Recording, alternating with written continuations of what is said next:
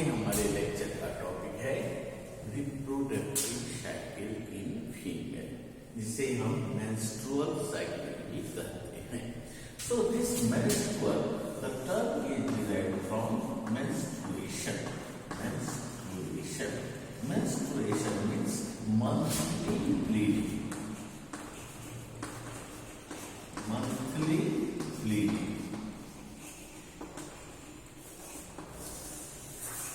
So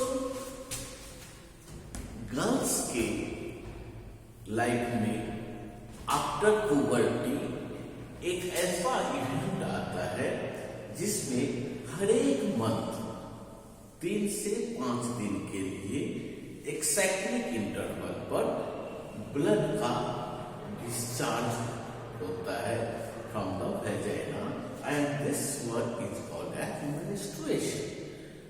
तो this is a healthy part of the girls life. क्या होता है कि इस सब चीज को बात करने में लोग शर्माते हैं, संकुचित महसूस करते हैं, लेकिन नहीं, ये एक उनके गर्ल्स के लाइफ का एक हेल्थी पार्ट है। इससे उनके यूटेरस को पॉसिबल प्रेगनेंसी के लिए निर्माण किया जाता है। So the purpose of this cycle is to prepare the uterus for the possible pregnancy.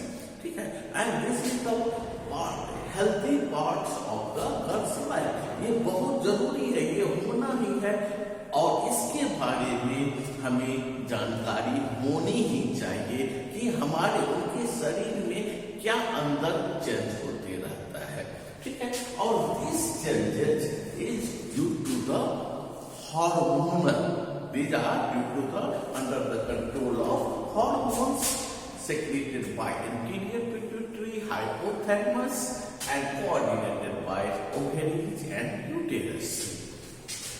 So these are, since they are called as cycles, they are the cyclic events.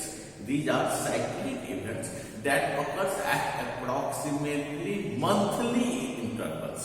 So approximately 28 दिन का ये cycle होता है, और ये cycle usually consist of, ये cycle जो होता है, so in this cycle there are 2 simultaneous events occurs in the ovaries and uterus. ठीक है, ओवेरीज और यूटेरस में साथ साथ घटनाएं चलती रहती है, बदलाव चलते रहते हैं। So this cycle is usually divided into 2 parts. The event occurs in ovaries is called as ovarian cycle, and those occurs in the uterus is called as uterine cycle. Ovaries में जो होते हैं वो further divided into 2 phase, follicular phase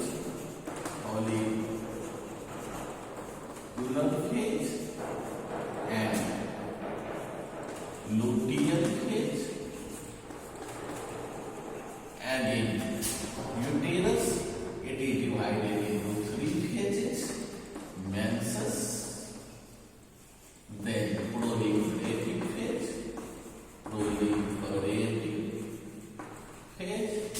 and then secretory phase. And these events occur simultaneously.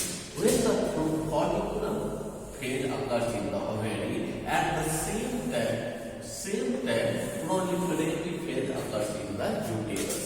And when the luteal phase occurs in ovary, at the same time secretory phase occurs in the uterus. So both cycles are overlap and interact with each other. ठीक है, follicular phase is followed by proliferative phase in uterus, and luteal phase in ovary is followed by secretory phase in the uterine cycle.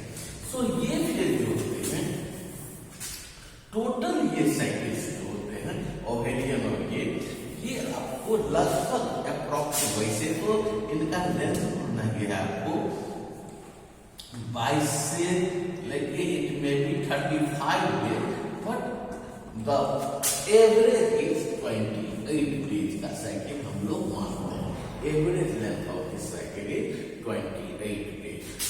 on the basis of these 28 days, follicular stage, it consists of 14 days, and on 14 days ovulation takes place. Ovulation takes place on 14 days, on 14th day, and then this is from 14 to 28, ठीक है। और इसमें uterus cycle में the day menses start, जिस दिन से MC bleeding start होती है उस डे को डे 1 माना जाता है, और 28 दिन का साइकिल। तो डे मेंसेस यानी कि मेंसेस अप टू 2 से 5 दिन तक नॉर्मल माना जाता है। 1 डे भी हो सकता है, 3 दिन भी हो सकता है, 4 दिन भी हो सकता है। तो हम मान लीजिए कि 1 से 4 डेज हुआ मेंसेस, उसके बाद 4th डे से लेके 14th डे तक प्रोलिफरेटिव है, उसके बाद ओव्यूलेशन हो गया, और नेक्स्ट आपको 15 से 28 डे तक ये आपका हो गया सेक्रेटरी फेज का साइकिल, ठीक है। और ध्यान दें, this cycle occurs only in the primates. Primates में केवल होता है, and only after gaining the age of puberty के बाद। तो प्राइमेट्स करने का मेरा अर्थ है कि this cycle occurs only in the primates, meaning only humans, then monkey, apes, chimpanzees, इस सब में होते हैं। नॉन प्राइमेट्स अदर मैमल्स में नहीं होते, जैसे कि हो गया कॉ हुआ, हॉर्स हुआ, डॉग, एलिफेंट, कैट, इस सब में ये नहीं होते। अदर ओनली इन प्राइमेट्स में होते हैं, और वो भी जब वो पुबर्टी अटेन करते हैं, जब पुबर्टी पीरियड में आती है। पुबर्टी का अर्थ हुआ कि 8 से 50 इयर्स के एज में जब आती है तब ये होता है, और एवरेज माना जाता है इसका एवरेज आपको 12 इयर्स। सो 12 इयर्स के एज में ये स्टार्ट होता है, और जो first menses, commencement of menses, starting of menses is called as menarche. The first time जो मेंस होता है उसको हम लोग मीनार्की कहते हैं। और ये नहीं है कि ये ताउम्र लेडीज में चलते रहता है, जिन्हें 50 साल के बाद अप्रोक्सीमेटली 45 से ये स्टॉप हो जाता है।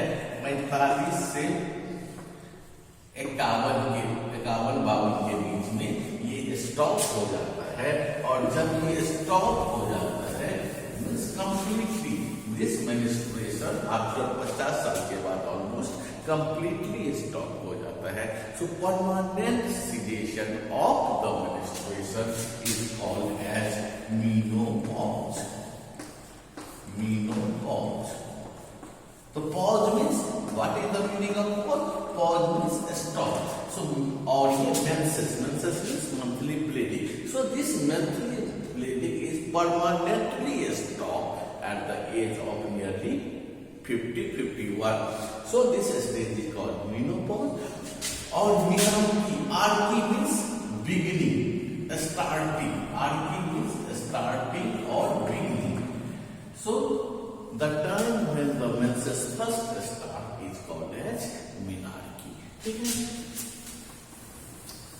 और मेंस्ट्रुएशन में जो ब्लीडिंग होती है, ब्लीडिंग मेंस्ट्रुएशन की ब्लीडिंग, वो आपको स्लाइट स्पॉटिंग से लेके, स्लाइट स्पॉटिंग में बहुत कम से लेके आपको 80 ml तक ब्लड का लॉस हो सकता है, ठीक है। स्लाइट स्पॉटिंग टू 80 ml, और एवरेज है 30 ml, ठीक है, एवरेज है 30 ml। और ये कितने दिन का हो सकता है? ये आपको 1 से 5 डेज हो सकता है, एवरेज जो है इसका 2 से 3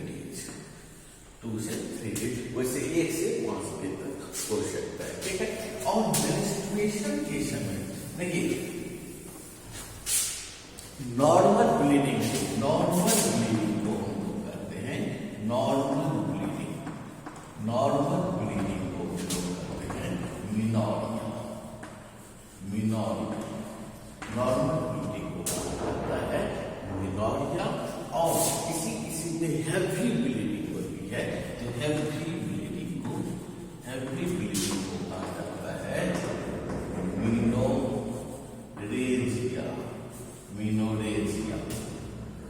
मिनोरेजिया, या इसको हम कह सकते हैं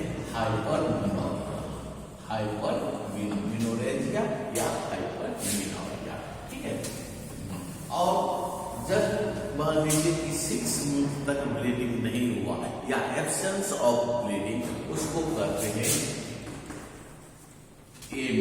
एमनोरिया। देखिए नाम से ही स्पष्ट है, ए मीन्स होता है नॉट मेंसेस, तो एमनोरिया, ठीक है।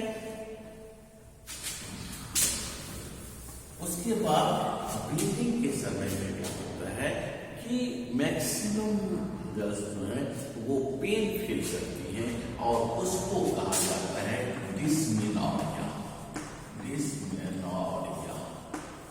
तो नाम से मतलब है डिस मीन्स डिस्कम्फर्ट यानी pain, so painful menstruation is called as dysmenorrhoea.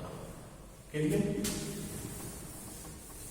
और ये साइकिल यहाँ तक मैंने बताया था कि आपको कि 22 से 35 दिन का होता है और एवरेज इसका 28 22 से 35 दिन का, लेकिन एवरेज 28 है। तो यदि ये साइकिल 21 दिन से कम का जिस फीमेल्स में रहता है, इक्वल टू और लेस देन 21, ठीक है, इक्वल टू और less than 21 days, then this is called as. तब क्या होगा यदि किसी फीमेल में मान लीजिए साइकिल या तो 21 दिन या उससे कम, यानी उसके जीवन काल में साइकिल ज्यादा होगा, इसलिए इस कंडीशन को कहा जाता है आपको पोलिमिनोरिया। पोली मीन्स मेन, पोलिमिनोरिया। और जिसमें is greater than equal to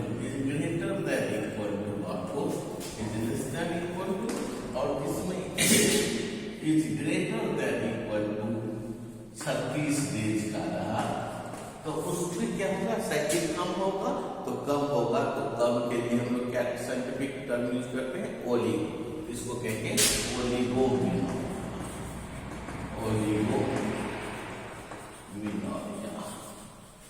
तो ये हो गया ओलिगोमिनोरिया।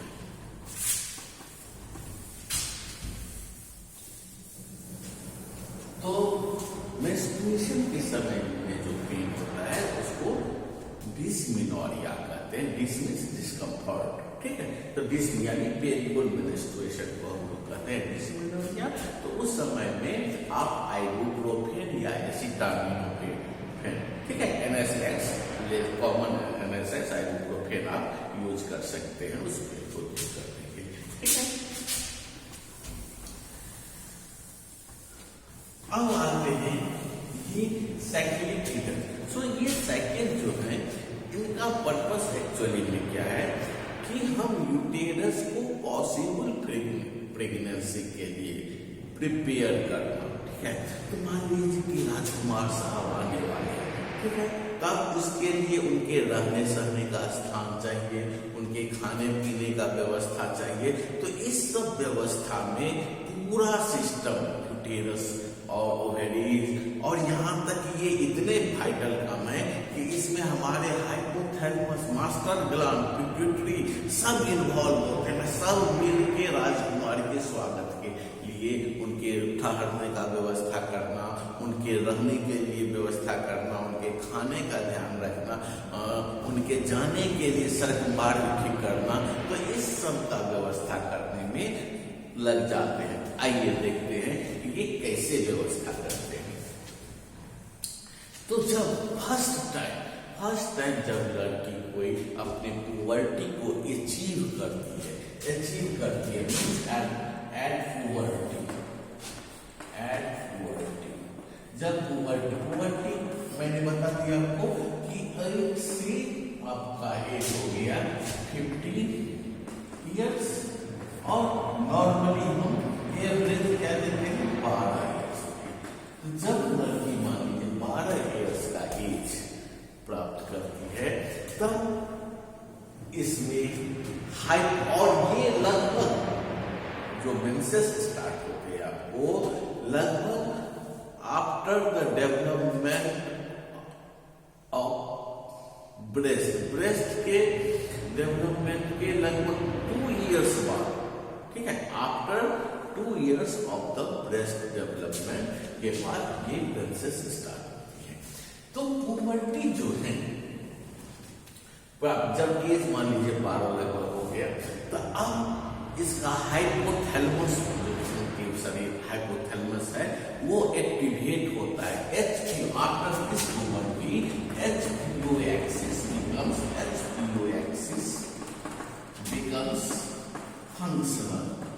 becomes functional या एक्टिव, ये एक्टिव हो जाते हैं, ठीक है। बट एज 12 के बाद HPO, H means hypothalamus, pituitary and ovary, ये तीनों एक्टिव हो जाते हैं। तो सबसे पहले क्या होता है इसमें, हाइपोथैलेमस जो है वो एक्टिव हो जाता है। ये हाइपोथैलेमस एक्टिव हो जाता है, और ये गोनाडोट्रोपिन रिलीजिंग हार्मोन सिक्रीट करता है, और इस हार्मोन से ये एंटीरियर पिट्यूटरी को संदेश भेजता है, अरे उठो, अरे पॉसिबल प्रेगनेंसी, राजकुमार आने वाले हैं, तुम उसकी तैयारी करवाओ यार, क्या कर रहे हो, सो रहे हो। तुरंत ये एंटीरियर पिट्यूटरी को संदेश भेजता है, एंटीरियर पिट्यूटरी को संदेश भेजता है। एंटीरियर पिट्यूटरी संदेश पाने के बाद FSH रिलीज करते हैं, फॉलिकल स्टिमुलेटिंग हार्मोन,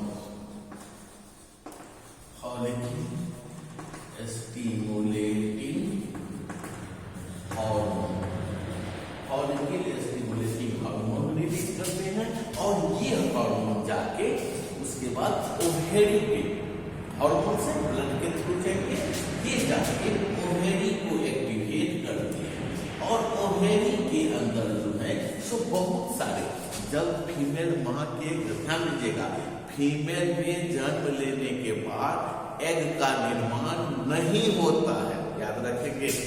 जब फीमेल चाइल्ड अपने मां के गर्भ में रहती है उसी टाइम उसमें जितना एग रहता है जन्म के बाद भी उतना ही रहता है, बल्कि कम होते जाता है, साथ एज के साथ डिस्ट्रॉय हो जाता है, लेकिन जन्म के बाद पुनः एग का निर्माण फीमेल चाइल्ड में नहीं होता है। तो इस ओवेरी में बहुत सारे एग्स जो है जो आपको प्राइमोर्डियल फॉलिकल्स के रूप में रहते हैं, प्राइमोर्डियल फॉलिकल्स,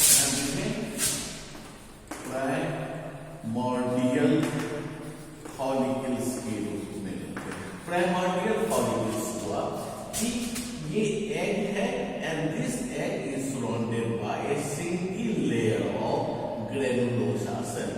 ये एग है, primary oocyte, and this oocyte is surrounded by single layer of granulosa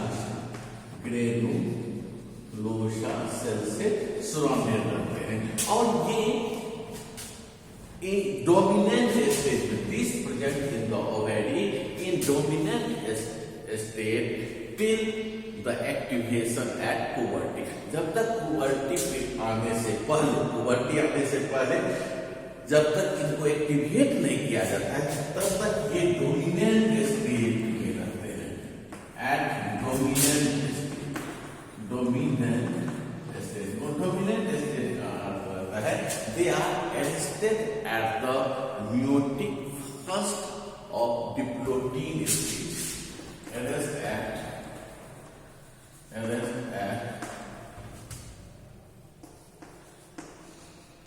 meiotic first diplotene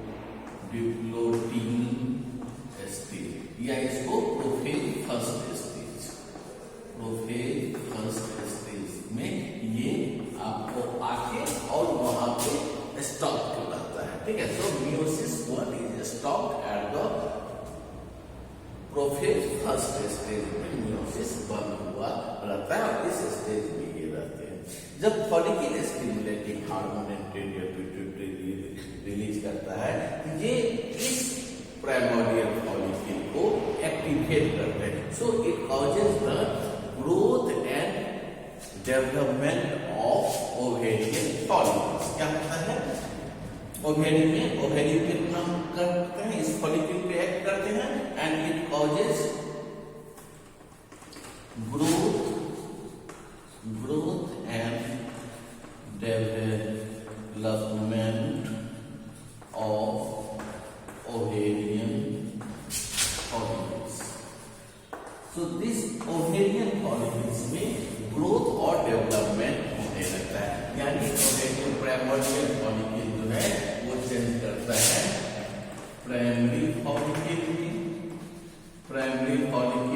secondary में, सेकेंडरी करता है टर्शियरी में या antral follicle and finally it becomes mature called as Graafian follicle. ठीक, it means this causes growth and maturation of ovarian follicle।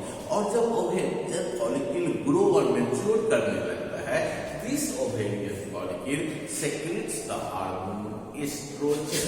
अब ये growth and developed follicle जो है ये secretes the hormone एस्ट्रोजन। ये एस्ट्रोजन हार्मोन को secretion करता है, एस्ट्रोजन हार्मोन का सेक्रेशन करता है। और ये एस्ट्रोजन क्या काम करता है? अब whole this cyclic events is regulated by this estrogen. Estrogen first part जो है वो एस्ट्रोजन के कमांड में होता है। ये एस्ट्रोजन क्या करते हैं? ध्यान देंगे, ये एस्ट्रोजन मतलब क्या है? ठीक है, एस्ट्रोजन का काम है it causes the growth and proliferation of uterine endometrium. Actually bleeding में क्या हुआ था? यूटेरस है, तो यूटेरस के endometrium basal layer and endometrium is consist of basal layer and functional layer.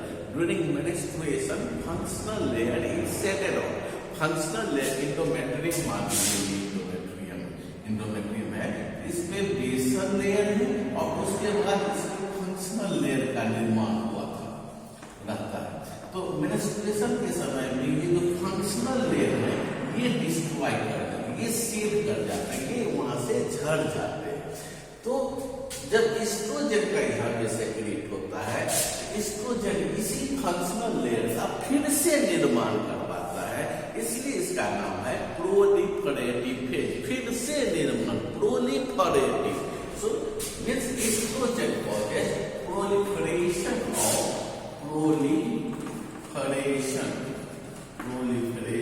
Of uterine endometrium.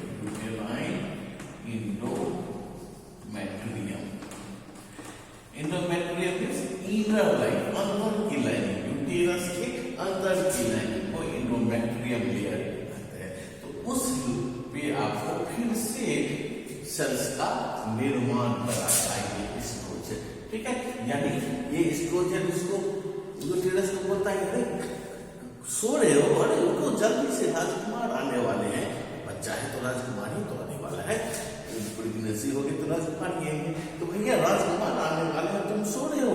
अरे उसके रहने के लिए, राजकुमार के रहने के लिए घर की व्यवस्था चाहिए कि नहीं? तो वो कहाँ रहेगा? इंडोमेट्रियम। ध्यान दीजिएगा, फर्टिलाइजेशन फैलोपियन ट्यूब में होता है, लेकिन इम्प्लांटेशन वो जो यहाँ रुकता है वो होता है इंडोमेट्रियम में। तो इसमें क्या होता है? एस्ट्रोजन में यूटेरस को संदेश दिया कि चलो राजकुमार साहब आने वाले हैं, जल्दी से तुम उनके लिए घर का निर्माण करो। यहाँ पर इंडोमेट्रियम यूटेरस के इनर लाइनिंग में बहुत तेजी से सेल्स का निर्माण होने लगता है। ठीक है, लगभग 3 से 5 गुना सेल जो है वो बढ़ जाते हैं वहां पे। Cells 3 to 5 fold increase in the thickness. ठीक है, वो थिकनेस 3 से 5 थिकनेस बढ़ जाता है। लेवल तो ये तो हो गया कि इंडोमिटेरस स्पेक्ट्रम।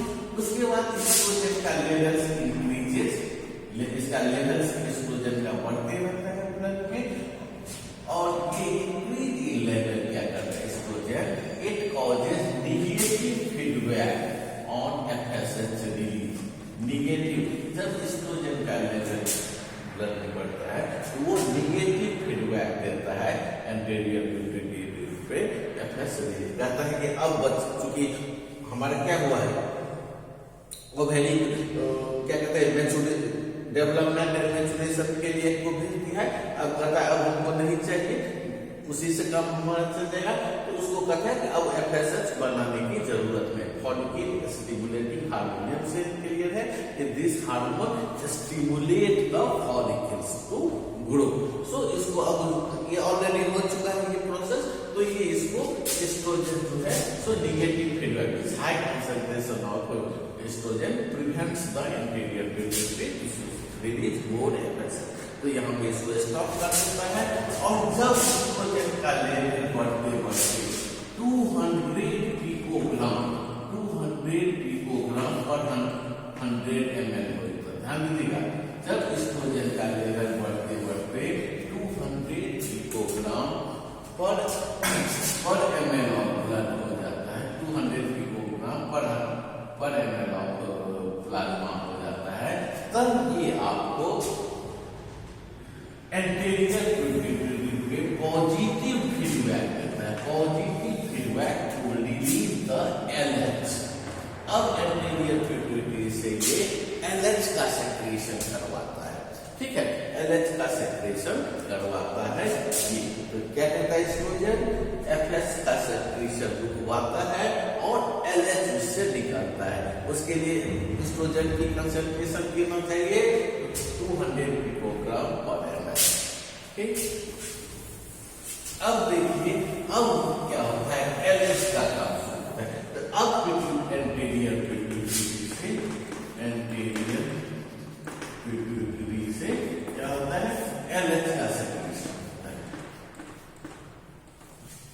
एफएसएच ने अपना काम कर दिया, एलएच का सेक्रेशन हुआ।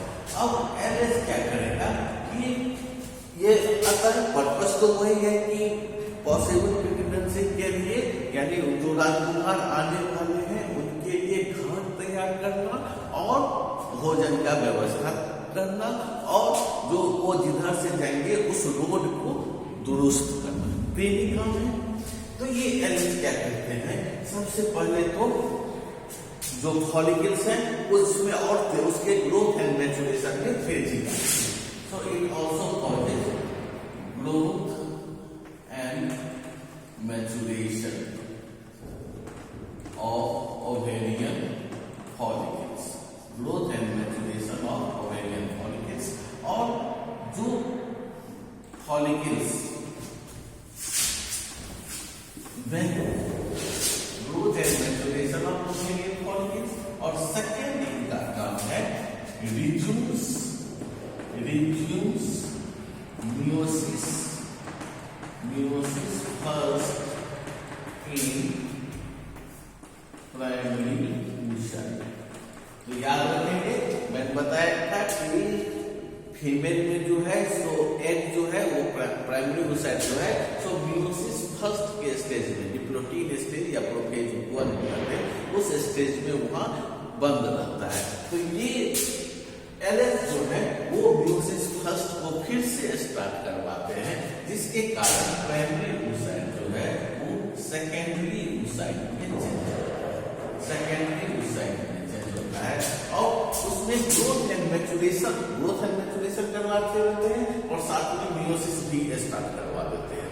तो ग्रोथ एंड मैच्योरेशन के फलस्वरूप क्या होगा कि जब ये फुली मैच्योर हो जाता है उसको हम लोग कहते हैं ग्राफियन फॉलिकल्स, ठीक है।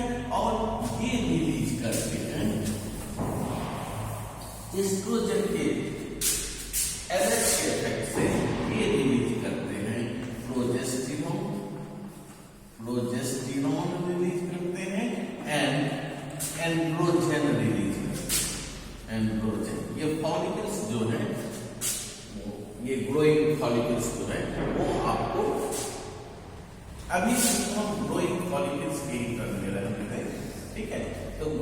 फॉलिकल्स जो है वो प्रोजेस्टेरॉन एंड एंड्रोजन रिलीज करते हैं, और ये एंड्रोजन जो है in presence of aromatase enzyme, this one is converted by the granulosa cell of this one into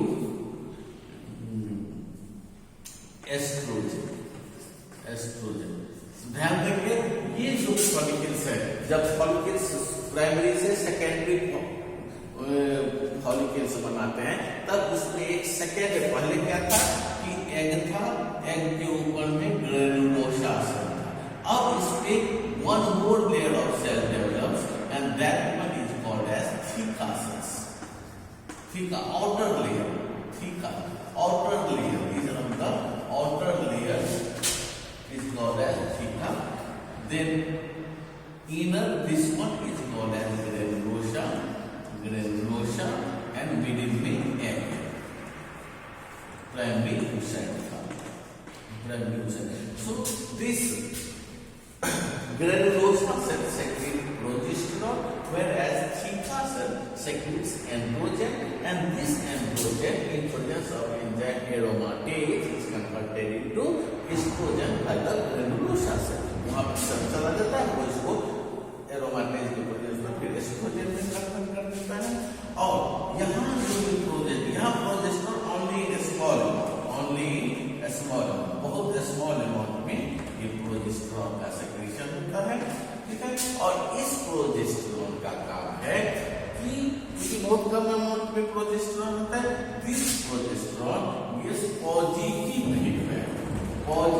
feedback for both FSH and LH। ध्यान दीजिएगा, ये प्रोजेस्टेरोन जो है gives positive feedback for both FSH and LH।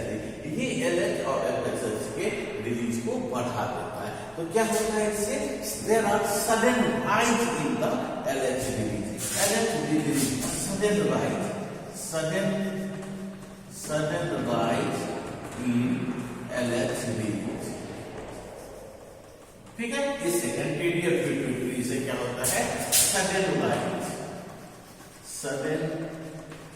Rise in LH release, anterior pituitary से अचानक LH release बढ़ जाता है, जिसको हम लोग करते हैं LH सर्च,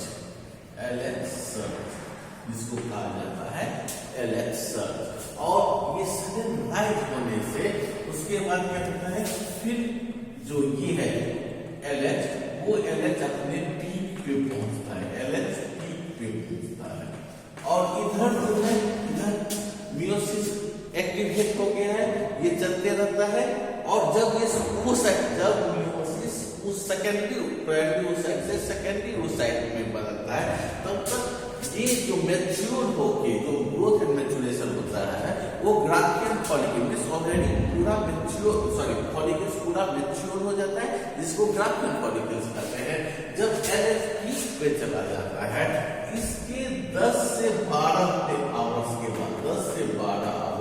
बाद ओव्यूलेशन होता है। Ovulation means it causes the rupturing of Graafian follicle. Ovulation means rupturing of Graafian follicle. तो ध्यान दीजिए क्या होता रहता है, मैंने आपको बोला प्राइमोर्डियल फॉलिकल था, प्राइमोर्डियल फॉलिकल, प्राइमरी फॉलिकल बना, सेकेंडरी फॉलिकल बना, ठीक है। उसके बाद आपको टर्शियरी फॉलिकल बना, और उसके बाद ग्राफियन फॉलिकल, और इस ग्राफियन जो मैच्योर फॉलिकल है उसको ग्राफियन फॉलिकल बोलते हैं। और लगभग जब एस्ट्रोजन एक्टिवेट करता है तो बहुत सारे फॉलिकल्स को एक्टिवेट करते हैं, लेकिन उसमें 6 से 7 फॉलिकल्स में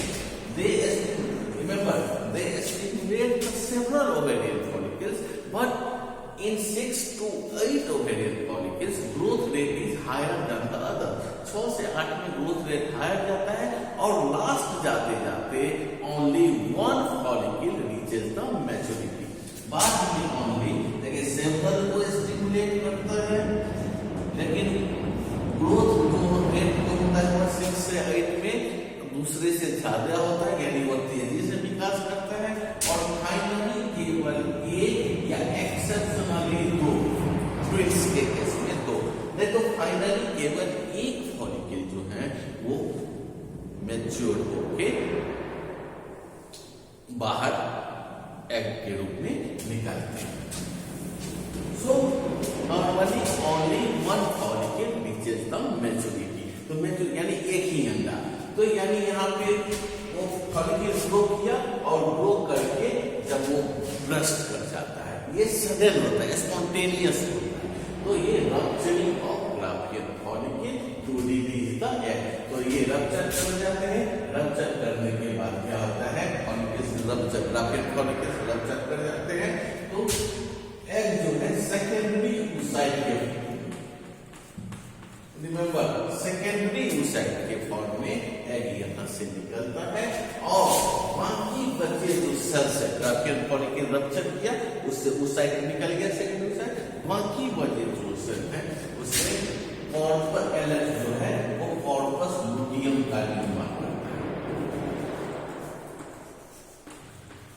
So the remaining cells left after the removal of secondary oocyte transforms into corpus luteum by the LH. So LH के द्वारा जो है remaining cells को corpus luteum में बदल दिया जाता है। LH के द्वारा remaining cells को corpus luteum में बदल दिया जाता है।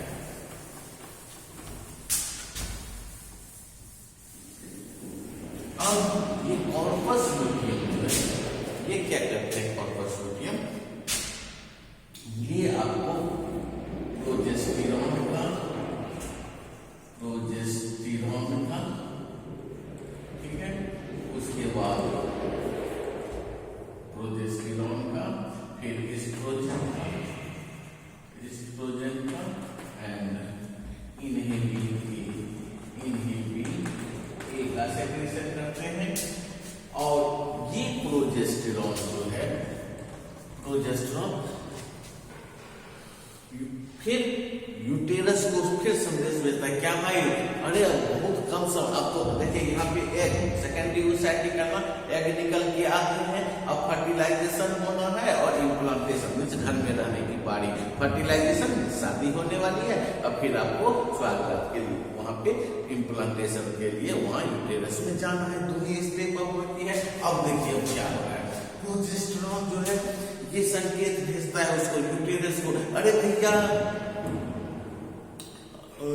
साहब जी आ गए हैं, ठीक है, अब क्या हुआ, तुम्हारा कितना डेवलपमेंट हुआ है, ये तुरंत उसमें यूटेरस वहां पे एंडोमेट्रियम में ऑलरेडी फंक्शनल लेयर का निर्माण हो गया है, यूटेरस पूरा ठीक हो चुका है, ये आपको क्या कहते हैं, प्रोजेस्टेरॉन उसमें फूल मालाओं का सजावट कर देते हैं, means they causes the vascularization, means उसमें ब्लड वेसल्स का निर्माण और होने लगता है।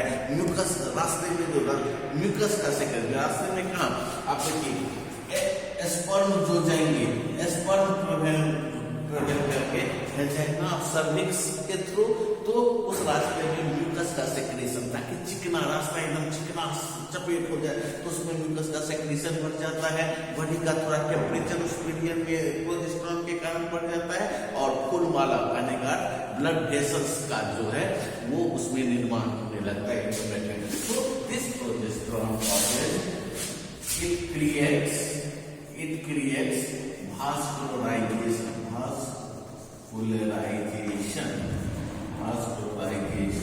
of beds for fertilized egg, fertiliser के लिए बेड का पूरा उसको भास्कुलर ब्लड वेसल्स सब उसमें जमा होने लगते हैं कि अब तो साहब आने की बात है, तो ये पूरा यूटेरस पे होने लगता है, ठीक है।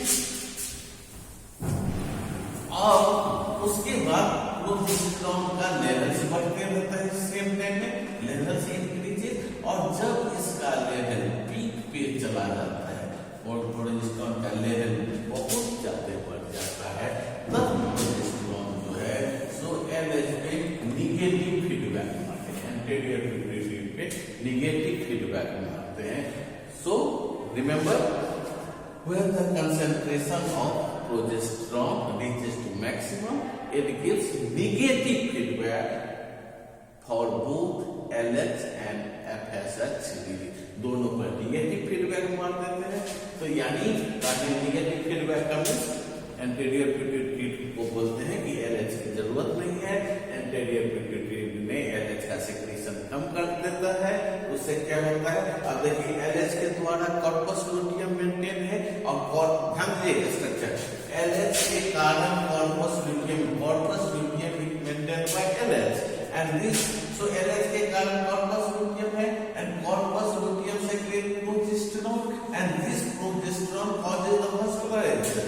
ये देख रहा है यूटेरस में विकास को देख रहा है, उसके वास्कुलराइजेशन को मेंटेन किए हुए है। यानी ये LH maintains corpus luteum secrete progesterone maintains uterine endometrium.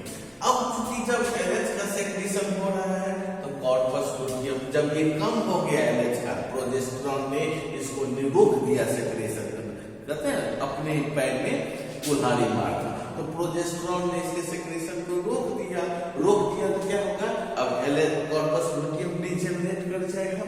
वो तो LH ही मेंटेन कर रहा था, तो LH का सेक्रेशन कम हो गया, तो कम हो जाएगा तो ये डीजेनरेट कर जाएगा। ये डीजेनरेट कर जाएगा तो प्रोजेस्टेरॉन का सेक्रेशन कम हो जाएगा, और प्रोजेस्टेरॉन का सेक्रेशन कम हो जाएगा तो इंडोमेट्रियम को मेंटेन कौन कर पाएगा, इंडोमेट्रियम मेंटेन नहीं हो पाता है। तो remember, when they give negative feedback to LH, the secretion of LH decreases, hence corpus luteum is difficult to maintain, so secretion of progesterone decreases। और चूंकि जब प्रोजेस्टेरॉन का लेवल लो हो जाता है, बॉडी में समाप्त हो जाता है, ठीक है, एकदम लो हो जाता है, तब उस केस में ये इंडोमेट्रियम को मेंटेन नहीं कर पाता है and this leads to the selling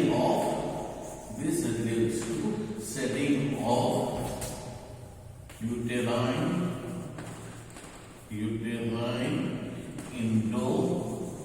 endometrium, actually functional layer, remaining functional layer। So this leads to setting of functional layer of uterine endometrium। जो लेयर बना था, बेसल लेयर तो हमेशा रहता है, लेकिन ये फंक्शनल लेयर यूटेरस पे आपको एमसी के बाद डेवलप हुआ था, वो लेयर फिर से आपको झड़ जाता है और उसके साथ ये निकल जाता है। देन तो ये तो निकल गया, आपको यूटेरस ये क्या कहते हैं, झड़ने लगता है and then prostaglandin F2 that causes contraction of uterus। ध्यान देंगे, इसके प्रोजेस्टेरॉन के लेयर, ध्यान दे यहाँ क्या हो रहा है, प्रोजेस्टेरॉन का लेयर गिरने के कारण उसको कहते हैं प्रोजेस्टेरॉन विथड्रॉल। तो प्रोजेस्टेरॉन के लेयर गिरने के कारण इंडोमेट्रियम जो है वो टिक नहीं पाता है, वो झड़ने लगता है और उसके झड़ने के बाद प्रोस्टाग्लैंडिन PGF2 जो है सो यूटेरस में कंट्रैक्शन पैदा करता है, जिसके कारण ये इंडोमेट्रियम, क्योंकि ब्लड वेसल्स यहाँ कंस्ट्रिक्ट करके पड़ते हैं, तो ये ब्लड प्लस प्रोस्टाग्लैंडिन प्लस ये टिश्यू जो है सो MC के रूप में बाहर आ जाते हैं, उसी को कहते हैं menstruation. Clear? So this leads to menstruation। और क्योंकि इसमें क्या होता है कि ब्लड वेसल्स कंस्ट्रिक्ट होकर पड़ते हैं, तो स्वाभाविक है इसमें पेन होता है, तो painful menstruation is called as dysmenorrhoea. इस केस में आप आइबुप्रोफेन, नॉर्मल NSAIDs, एसिटामिनोफेन ये सब ले सकते हैं, ठीक। लेकिन अब देखिए, ये तो हो गया कि प्रेगनेंसी की बात, ये हो गई आपको मेंस्ट्रुएशन की बात। अब देखते हैं प्रेगनेंसी। अब यहाँ पे एक चीज और देखिए, मैंने अभी आपको बताया कि यूटेराइन मेंस्ट्रुएशन क्यों होता है, due to the fall in progesterone level, progesterone withdrawal के कारण।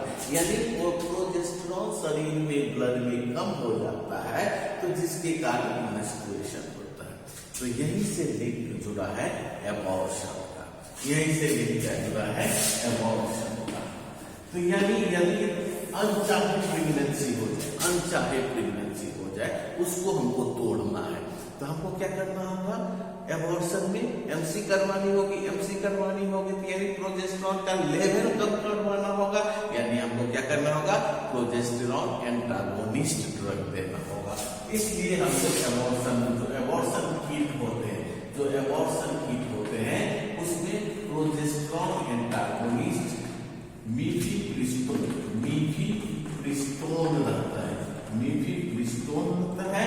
और तो ये तो हो गई प्रोजेस्टेरॉन का लेवल कम करवाते हैं, और उसको निकालने के लिए, अब ये तो क्लोज है, तो उसको निकालने के लिए यूटेरस में कंट्रैक्शन होना चाहिए, यानी प्रोस्टाग्लैंडिन होना चाहिए, यानी प्रोस्टाग्लैंडिन कम करना है, यानी इसमें। और उसके बाद प्रोस्टाग्लैंडिन डेरिवेटिव जो है वो मीसोप्रिस्टोन। तो एबॉर्शन किट जो होते हैं MTP, medical termination of pregnancy, MTP kit कहा जाता है। These are a combination of these two drugs, progesterone antagonist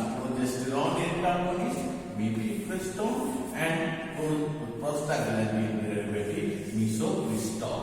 ठीक है, तो ये एक लार्जर गोली लगभग ये 400 mg का रहता है, और ये मीसोप्रोस्टोन 4 गोली इसके रहते हैं। तो आप इस एक गोली को इसको खाइए, और उसके बाद में ये 4 गोली को एक साथ जो है अंडर द टंग लेके लिया जाता है। ठीक, तो यानी ये तो ये तो हो गई इसकी कहानी। और ओव्यूलेशन, देखिए हम लोग जो ओव्यूलेशन कैसे रोकते थे, मैंने बताया कि जब एस्ट्रोजन का लेवल हाई हो जाता है या प्रोजेस्टेरॉन जब पीक पे पहुंच जाता है, तब वो एफएसएच एंड एलएच, प्रोजेस्टेरॉन या एस्ट्रोजन जब इसके पीक पे रहते हैं हायर कंसंट्रेशन पे, तब ये आपको negative feedback to FSH and LH release, negative feedback इसके रिलीज को रोकते हैं। और एफएस का काम क्या है? फॉलिकल्स को डेवलप करके मैच्योर करवाना, और एलएच का क्या है? मैच्योर और ओव्यूलेशन, मींस एग को बाहर निकालना। तो ध्यान दीजिएगा, ये जब पीक पे जाते हैं तब ये आपको इस एफएसएच एंड एलएच को रोक देते हैं, यानी मैच्योरेशन एंड ओव्यूलेशन को रोक देते हैं।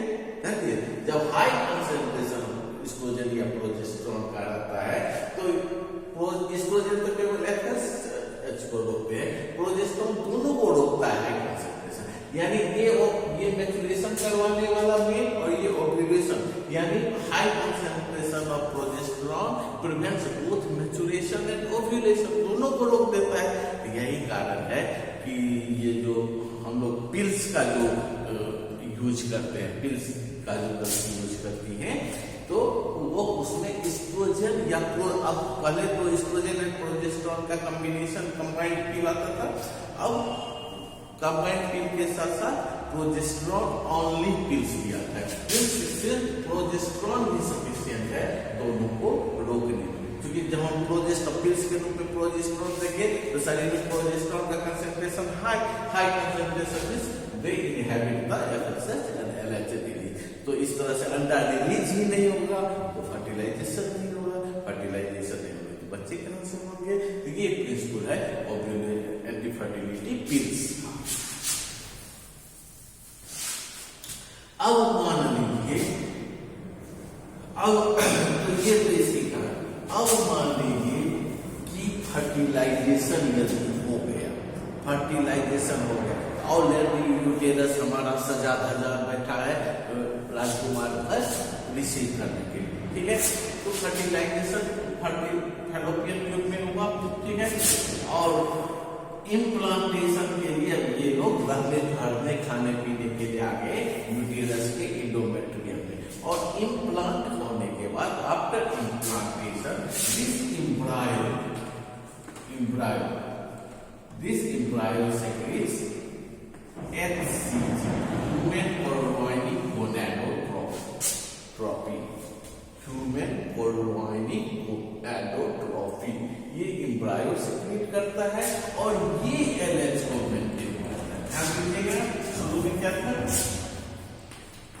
LH कॉर्पस लूटियम को मेंटेन किया था, कॉर्पस लूटियम, और कॉर्पस लूटियम जो है वो प्रोजेस्टेरॉन सेक्रेशन करता था, प्रोजेस्टेरॉन, एंड दिस प्रोजेस्टेरॉन जो है वो आपको इंडोमेट्रियम को मेंटेन किया था, इंडोमेट्रियम को मेंटेन किया था। ठीक है, ये जब निगेटिव फीडबैक लगा दिया, निगेटिव, तो इसका ये डिजेनरेट, इसका सेक्रेशन कम हुआ, ये डिजेनरेट होने लगा, तो इसका लेवल कम हो गया, इंडोमेट्रियम से मेंस्ट्रुएशन होने लगा। ठीक है, लेकिन यदि जब इम्प्लांटेशन हो, इम्प्लांटेशन मीन्स कि फर्टिलाइज एग जो है वो यूटेरस में आके इंडोमेट्रियम से अटैच हो गया, उसी को इम्प्लांटेशन कहते हैं। यदि इम्प्लांटेशन हो गया तो उसमें एम्ब्रायो जो है वो after implantation this secretes the HCG, human chorionic gonadotrophin. यदि हार्मोन प्रेगनेंसी टेस्ट का जिसका हम लोग इंतजार करते रहते हैं, तो यही HCG टेस्ट ही किया जाता है। एम्ब्रायो यदि इम्प्लांट हो गया तो ये एम्ब्रायो HCG रिलीज करता है। तो ये एम्ब्रायो अब अपनी सेफ्टी तो सबको जरूरी है, ये जानता है कि नहीं रिलीज करेंगे तो वो लोग को मार देगा, तो एम्ब्रायो पर HCG रिलीज करता है, और ये HCG जो है this maintains the corpus luteum, ये कार्पस लूटियम को मेंटेन करता है। तो यानी इससे प्रोजेस्टेरोन का सेक्रेशन बना रहता है, तो बना रहता है, इंडोमेट्रियम बना रहता है, तो नो मेंस नहीं हो पाता है, और ये बच्चा ग्रो करते रहता है। और ये लगभग 9 से 12 वीक तक ये आपको सेक्रेट करता रहता है। उसके बाद at the end of 12th week this function is taken by the placenta. उसके बाद प्लासेंटा ये काम अपने हाथ में ले लेती है, लेकिन तब तक ये HCG ही मेंटेन करता है, और ये HCG जो है इसी का कंसंट्रेशन ब्लड या यूरिन में देके ये था कि ये HCG किससे निकला? एम्ब्रायो से। यानी एम्ब्रायो ने अब इम्प्लांट कर दिया है, तभी तो HCG रिलीज होगा। यानी HCG है मींस एम्ब्रायो है, यानी बच्चा अब है, फर्टिलाइजेड है, इम्प्लांटेड हो गया है, यानी ये this presence of HCG suits the developing embryo of the body। ठीक है, तो ये अब आते हैं कि देखिए सेफ पीरियड क्या है। किस टाइम में आप बिना सेफ्टी के सेक्स कर सकते हैं? सेफ पीरियड क्या है, या हाईली या नहीं है? सेफ पीरियड क्या है, ध्यान। और फर्टिलिटी विंडो क्या है? फर्टिलिटी विंडो, तो फर्टिलिटी विंडो का मतलब कि किस पीरियड में सेक्स करने से हाईली रिस्क है, हाईली रिस्क वाला पीरियड, हाईली रिस्क पीरियड। तो हाईली रिस्क पीरियड क्या होता है, और सेफ पीरियड क्या होता है? तो हाईली रिस्क पीरियड है 1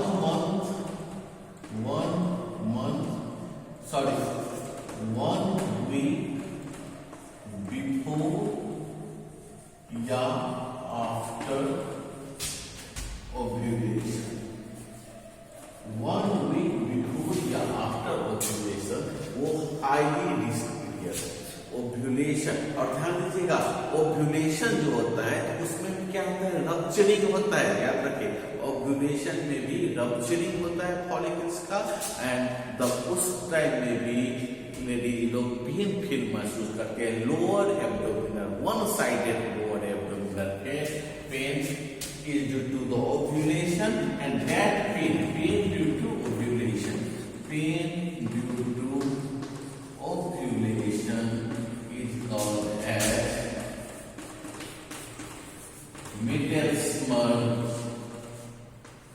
पेन, ठीक है, इसको middle pain, this is German for the middle pain, इसको this is German for the middle pen.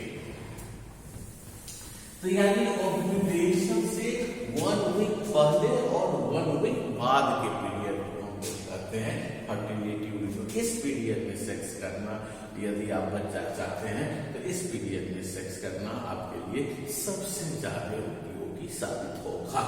ठीक है, अब देखिए पीरियड हम लोग क्या करते हैं, मेंसेस हुआ, यूटेरस साइकिल का देखिए, मेंसेस 1 से 4 डेज, ठीक है, उसके बाद आ जाता है हमको प्रोलिफरेटिव फेज, तो ये आते हैं आपको 5th डे से लेके आपको 14th डे, उसके बाद ओव्यूलेशन आ जाता है, ओव्यूलेशन 14th डे, और उसके बाद आ जाता है हमको सेक्रेटरी फेज,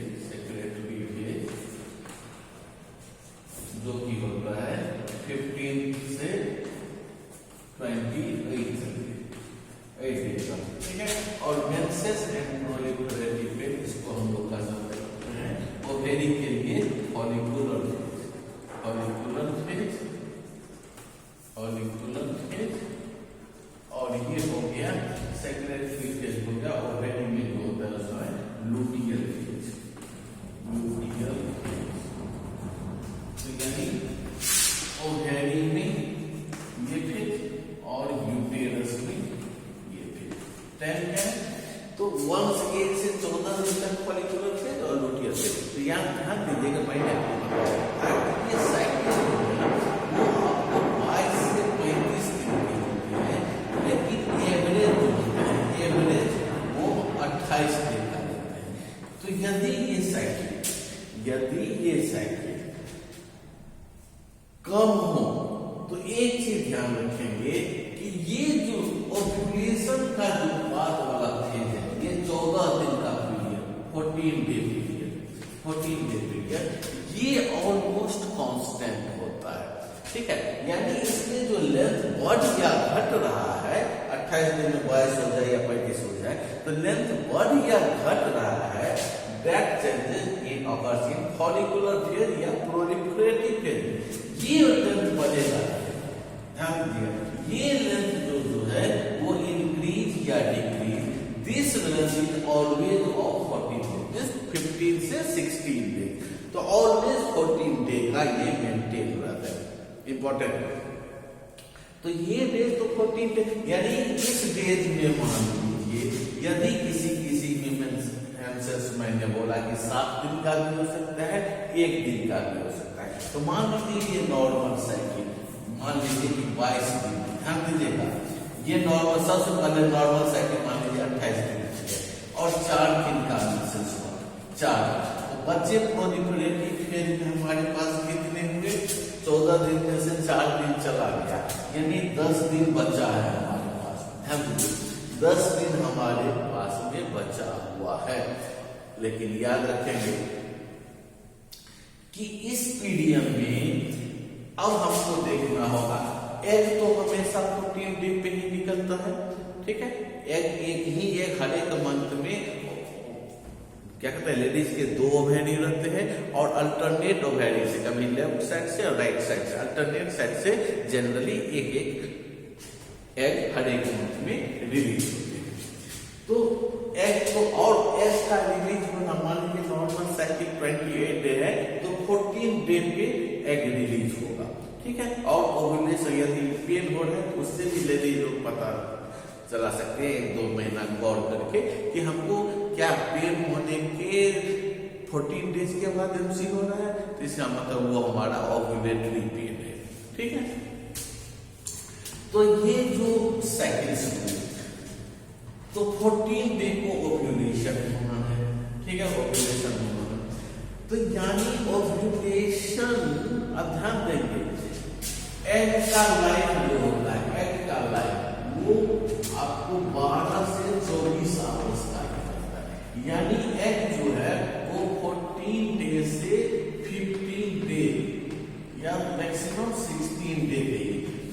14 डे से 16 डे तक ही एग जो है वो जीवित रहेगा, उसके बाद वो डाई कर जाता है। एग का यदि फर्टिलाइज नहीं हुआ है तो एग का लाइफ 14 डे से 16 डे होगा, ठीक है। और स्पर्म का लाइफ जो है वो आपको 5 से 7 दिन तक का रहता है, 5 से 7 दिन का रहता है। यानी आपके पास यहाँ 10 दिन है, ठीक है, 10 दिन है, तो यानी 10 दिन में से 7 दिन, यहाँ का 3 दिन आपके लिए सेफ है, 3 दिन सेफ है।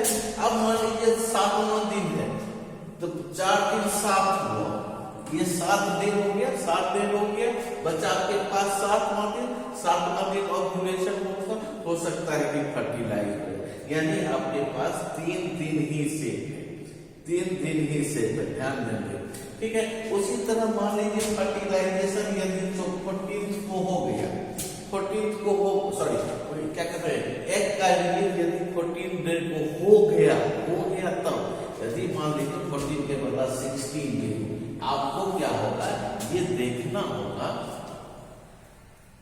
कि एग का रिलीज कब हो रहा है। तो मान लीजिए 14 डे को नहीं हुआ तो 16 डे हुआ, यदि नॉर्मल आप साइकिल है तो लगभग आपको मान लीजिए कि लगभग आपको 21 डे तक तो हो ही जाएगा, जो कि मैंने हाईली पता किया, यानी 21 डे के बाद का जो 7 दिन है, 21 डे से 28 दिन, ठीक है, 28 मान लीजिए एफसी होगा, तो 21 डे से 28 दिन, तो ये आपके लिए सेफ पीरियड है, ठीक है।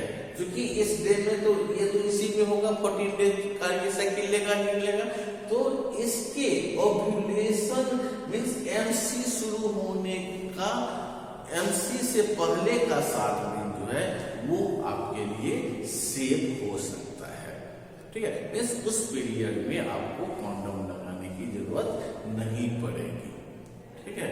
लेकिन ये निर्भर करता है कि आपका एमसी का पीरियड क्या रेगुलर, मान लीजिए रेगुलर 28 का ही आ रहा है, नहीं, यदि वेरिएबल है तो फिर प्रॉब्लम में फंस जाइएगा। हाँ, रेगुलर जिसमें 28 डे का एकदम ये पीरियड आ रहा है कि नहीं, ओव्यूलेशन के 14 डेज के बाद ही ये हो रहा है, उस केस में आपको ये सेफ पीरियड मिलेगा, ठीक है।